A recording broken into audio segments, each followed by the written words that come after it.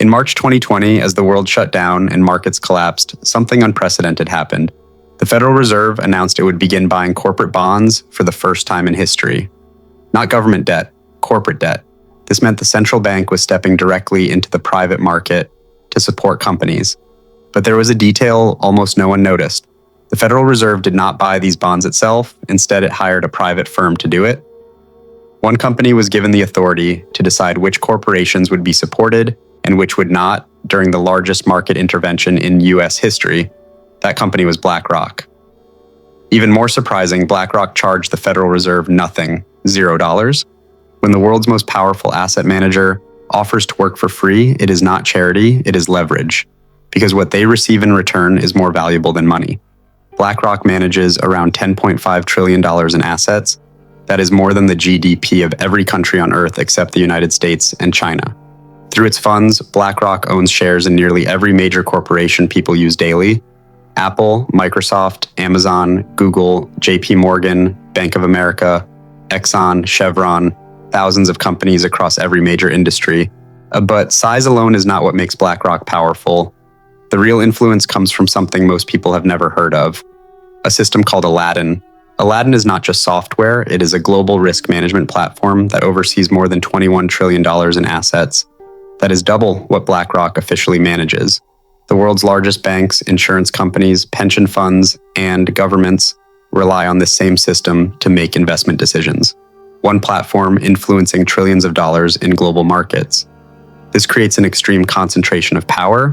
When the same system guides financial decisions at this scale, markets stop acting independently, risk becomes centralized, control becomes invisible. And BlackRock is not just managing money, it is quietly reshaping modern capitalism, shifting ownership away from individuals and toward institutions. This change did not happen suddenly, it happened gradually through index funds, passive investing, and institutional consolidation. Most people never noticed it happening. In this video, we break down how this system was built, why it matters, and what it means for your financial future. BlackRock was founded in 1988 by Larry Fink and 7 partners. But this is not a story about a company getting lucky. It is a story about how financial power became centralized on a scale never seen before. This is the story of a man who understood a simple but powerful truth. Real wealth is not created by owning assets, it is created by managing other people's assets and controlling the systems that decide their value. Larry Fink began his career at First Boston in the 1970s and 1980s. He became one of the early innovators of mortgage-backed securities, the same financial products that would later fuel the 2008 financial crisis. In 1986, a sudden move in interest rates caused massive losses on his desk. Nearly $100 million vanished because of risks he did not anticipate. His career there ended, but that failure revealed something critical. Whoever controls risk management controls the entire system. So when he founded BlackRock in 1988, he did not create a traditional asset management firm. He built a technology company that happened to manage money. The core product was not investment advice, it was a risk management platform designed to simulate how portfolios would perform under extreme scenarios. That system became known as Aladdin, short for Asset, Liability, Debt, and Derivative Investment Network. In its early years, BlackRock did not just use Aladdin internally, it sold Aladdin's risk analysis to banks and asset managers. Institutions paid BlackRock to examine their portfolios and measure their exposure. This created a powerful advantage. BlackRock could see inside the portfolios of its competitors. It knew what they owned, what they were buying, and what they were selling. It was like playing a financial game with full visibility while everyone else guessed. By 1999, BlackRock managed $165 billion in assets, respectable but far from dominant.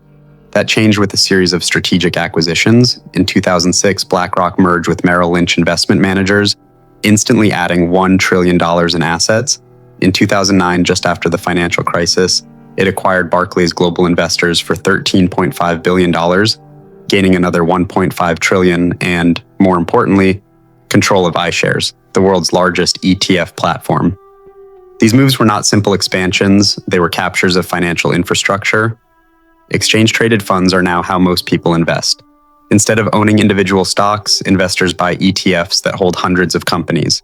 Through iShares, BlackRock votes those shares on behalf of investors who often do not realize they have surrendered that power. By 2010, BlackRock managed $3.5 trillion. By 2020, that figure reached 8.7 trillion. Today, it stands near 10.5 trillion, but that number understates its influence. Because of Aladdin, BlackRock's reach extends far beyond assets it officially controls. As of 2026, more than 240 financial institutions rely on Aladdin. Together, they oversee over $21.6 trillion. Every day, Aladdin processes hundreds of millions of trades. It analyzes risk for pension funds, sovereign wealth funds, central banks, insurers, and major banks. BlackRock does not just see its own holdings, it sees the system. And this is where it becomes critical. During financial crises, governments do not turn to academics or think tanks, they turn to BlackRock. In 2008, when Bear Stearns collapsed, the Federal Reserve hired BlackRock to value its assets. When AIG failed, the US Treasury did the same. When the Fed needed to unwind its mortgage-backed securities after quantitative easing, BlackRock was brought in. Then in March 2020, when the Federal Reserve entered the corporate bond market for the first time, BlackRock was chosen to select the bonds, execute the purchases, and manage the portfolio. BlackRock effectively became the outsourced investment arm of the US government, and it did so without charging a fee because what it received in return was far more valuable than money. Early access to policy decisions, influence over bailout allocations, and the ability to position its own funds before those actions became public. That role gave BlackRock something more valuable than money, credibility as the firm governments rely on during crises. The value of that access cannot be measured, but the largest transfer of wealth is not happening through bailouts or emergency rescues. It is happening quietly through a structural shift from individual ownership to institutional ownership. Here's how it works. After the 2008 financial crisis, BlackRock identified the next asset class to be financialized. Not office buildings or shopping centers, those were already institutional. The target was residential housing, single-family homes, the places where people actually live. In 2012, BlackRock helped create a new financial category known as single-family rental securitization. Rental homes were bundled into investment products similar to mortgage-backed securities and sold to investors as a new asset class. At first, this looked small. Investors bought foreclosed homes, rented them out, and earned steady returns.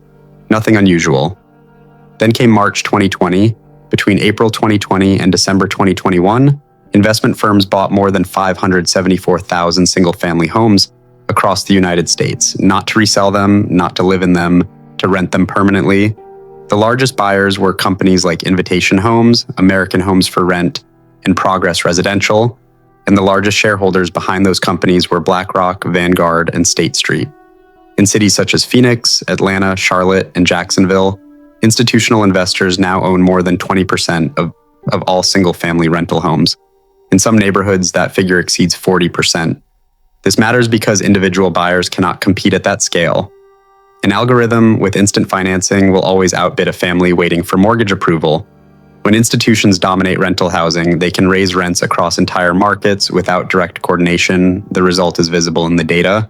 Homeownership rates for Americans under 40 have fallen from 43% in 2005 to just over 37% in 2026. Not because younger generations do not want to own homes, but because they are consistently outbid by institutions with unlimited capital. And that capital comes from pension funds, insurance companies, and retirement accounts that rely on Aladdin for risk management and invest heavily in BlackRock ETFs. In effect, people are funding the system that prices them out. Housing is only one part of the transformation. The larger shift is happening in corporate ownership itself. As of 2026, BlackRock, Vanguard, and State Street collectively control around $22 trillion through their ETF platforms. Together, they are the largest shareholders in 88% of S&P 500 companies. This creates something capitalism has never seen before: common ownership. When the same institutions hold major stakes in every airline, price competition stops making sense.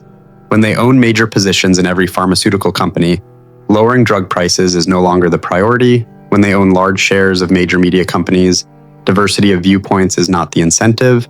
The goal becomes maximizing returns across the entire portfolio. That rewards coordination, not competition. Academic research supports this. Studies from Harvard, MIT, and the University of Michigan show that industries with high levels of common ownership experience higher prices, weaker innovation, and lower wages than industries with dispersed ownership. The airline industry is the clearest example. Between 2010 and 2018, Airfares rose by 23% while service quality declined. During the same period, common ownership by BlackRock, Vanguard, and State Street increased from 18% to more than 35%. Coincidence, or the logical outcome of owning all the competitors? And the system BlackRock uses to reshape capitalism does not stop at ownership. This is where BlackRock's influence takes another form: ESG investing, environmental, social, and governance. At first glance, ESG seems positive. Companies should care about the environment, social responsibility, and good governance. Who could argue with that? But the implementation tells a different story. BlackRock controls the largest ESG funds in the world. They pressure companies to adopt ESG policies by threatening to vote against management if they do not comply. And because BlackRock controls the voting rights of millions of passive investors through ETFs, management has no choice but to listen.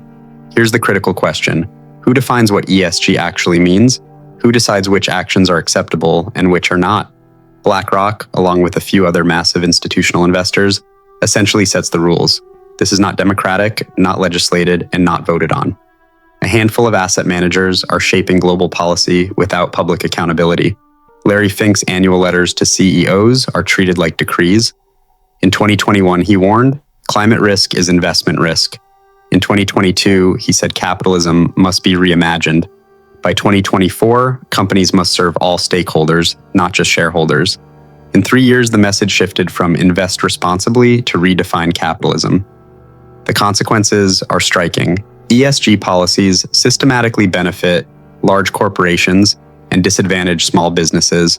Carbon reporting, easy for Exxon with thousands of compliance staff, nearly impossible for a small trucking company. Diversity quotas, simple for Google with extensive HR teams, hard for a family-run manufacturing business. ESG creates barriers that protect large corporations and squeeze out small competitors. And those large corporations are owned by BlackRock. This is not accidental, it is the predictable result when the same institutions control everything and use that control to write rules in their favor. Now, let's examine Aladdin, the system that gives BlackRock real power. Aladdin does more than analyze risk, it shapes market behavior. When over 240 institutions managing $21.6 trillion all use the same risk model, they interpret risk the same way, react the same way, and buy or sell at the same time. This creates systemic fragility under the guise of safety. In 2020, when COVID hit, every institution using Aladdin saw the same risk signals and sold the same assets simultaneously. Markets crashed 34% in just 3 weeks, the fastest decline in history. Then the Fed announced intervention, Aladdin's models updated, and institutions all bought simultaneously. Markets recovered to new highs within 6 months. Was this healthy market behavior or algorithmic coordination driven by a single system? Even more concerning, Aladdin sees trades before they are executed. BlackRock does not use insider information in the legal sense, but it has an advanced view of market structure that no one else has. It is like a chess player seeing every opponent's planned move before it happens. BlackRock claims compliance systems, ethical walls, and regulations prevent misuse. That may be true, but the structural advantage exists regardless, and history shows that when systemic advantages exist, they are eventually exploited. Finally, BlackRock's relationship with governments blurs the line between private and state power. This is where influence becomes indistinguishable from authority. Larry Fink has unmatched access to policymakers. BlackRock executives regularly rotate into key government positions.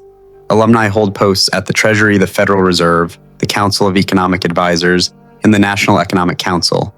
In 2021, Brian Dice, the former global head of sustainable investing at BlackRock, became director of the National Economic Council under President Biden. In 2022, Adewale Adeyemo, former senior advisor to Larry Fink, became deputy secretary of the Treasury. This is not unusual in finance. Goldman Sachs has done it for decades. But BlackRock's revolving door is different. BlackRock is not just one bank, it is the infrastructure underlying many banks. When government officials come from BlackRock, are they serving the public or the company? And when their interests align, as they often do because BlackRock owns stakes in nearly everything, how can you even tell the difference? Consider March 2020. The Federal Reserve hired BlackRock to buy corporate bonds. Which bonds were purchased? Many were issued by companies where BlackRock's ETFs held large positions. Government money was used to buy assets that boosted the value of BlackRock's own funds. They claim this was coincidental. After all, BlackRock owns pieces of most large companies, so any bond program would overlap with their holdings. Perhaps.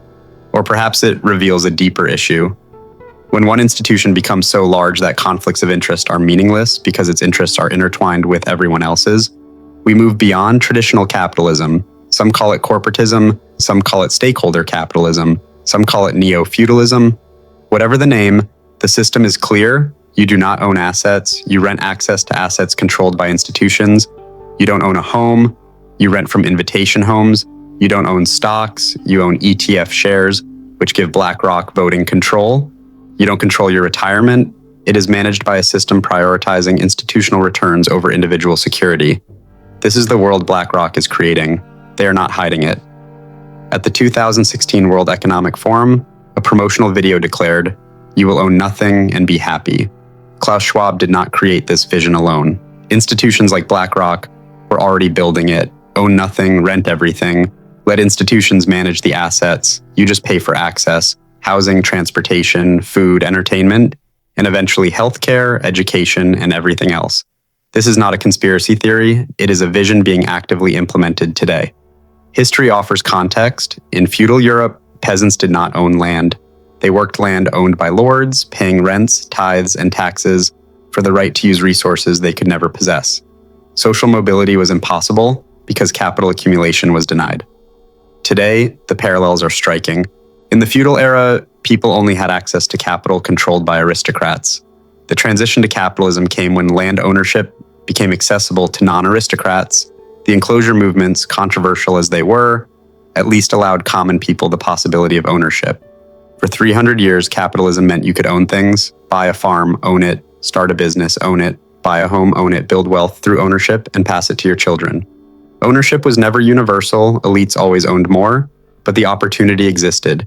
Through work and savings, accumulation was possible.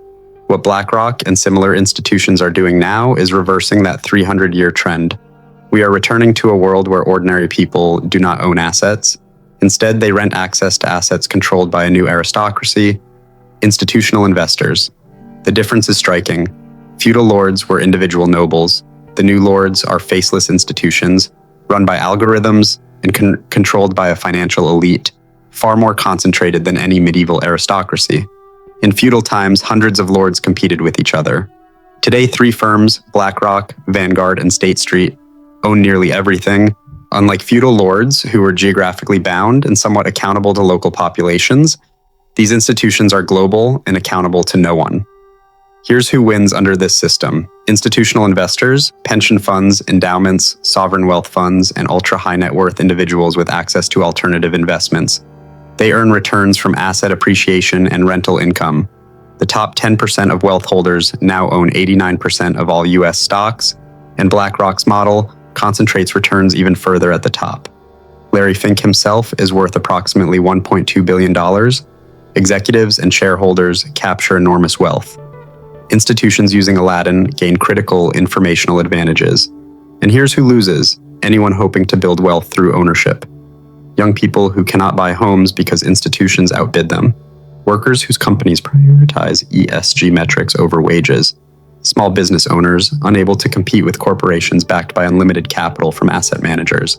Anyone who believed capitalism meant working hard, saving, buying assets, and passing them down to the next generation.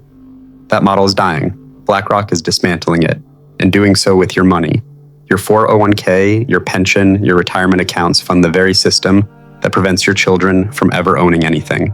And now here is what should terrify you most. BlackRock is not finished. Their next target is infrastructure. In 2021, BlackRock launched a $12.5 billion infrastructure fund. They are now bidding on water systems, toll roads, electrical grids, ports, and telecommunications networks, the essential systems society depends on. When BlackRock controls your water, electricity, and roads, you don't just rent your home, you rent access to civilization itself. This is already happening. In 2023, BlackRock's infrastructure funds acquired stakes in water systems serving 14 million Americans. In 2024, they gained controlling interests in renewable energy grids across 5 states. In 2025, they partnered with the Department of Transportation to acquire and operate toll roads. Public infrastructure, built with taxpayer money over decades, is being converted into private profit streams. Governments call this unlocking value and improving efficiency. What it really means is privatization for a perpetual institutional profit. Here's the mechanism making this inevitable. Governments are broke. Federal debt is $35 trillion. State and local governments face $1.4 trillion in unfunded pension obligations. They need cash now. BlackRock arrives with capital. Sell us your water system, we operate it. You get money today, we get revenue forever. Desperate governments accept. Citizens end up paying institutional investors for access to resources that were once public goods. This is the end game: total institutional ownership of essentials, housing, infrastructure, energy, food, water, transportation. You own nothing, BlackRock owns everything, and you rent access at prices that maximize their return. What can you do? First, understand what's happening. Most people don't even know BlackRock exists, let alone what it's doing. Awareness is step one. Second, examine where your retirement money is invested. If it's in ETFs, especially iShares, you're funding BlackRock's agenda. You can't avoid them completely, they own pieces of nearly everything, but you can limit your exposure. Third, prioritize ownership over convenience. Buy a home if you can, buy individual stocks if you understand them, own real assets, land, equipment, businesses, anything they cannot financialize. Fourth, support policies that break up institutional concentration, enforce antitrust laws on common ownership, restrict institutional investors in residential real estate, and demand transparency for Aladdin and similar systems. Here's the hard truth: individual action alone isn't enough. BlackRock's advantage is structural. They built the infrastructure of modern finance. Dismantling it requires political will, regulatory courage, and public pressure. Right now, most people are unaware, and that's intentional. BlackRock wants to quietly accumulate control while the world focuses elsewhere. The transformation from ownership capitalism to rental feudalism is happening silently, one asset class at a time. By the time most notice, it will be complete. You will wake up to find you own nothing of value. Your home is rented. Your retirement is managed by institutions. Your job serves corporate interests shaped by ESG mandates. Your choices are limited by infrastructure owned by asset managers, and you won't even have anyone to blame. Rome did not collapse in a day. Britain did not lose its empire in a year. Capitalism will not end in a dramatic revolution. It will die quietly, replaced by a system that looks like capitalism, but functions like feudalism. Assets owned by institutions, algorithms controlling decisions, and wealth concentrated in a financial elite. BlackRock is not evil. They are rational actors, maximizing returns within a system that allows, even encourages, this behavior. But the system they are building is one where you will own nothing. Institutional control replaces individual ownership. Wealth concentrates at the top, while the majority rents access to assets they can never own.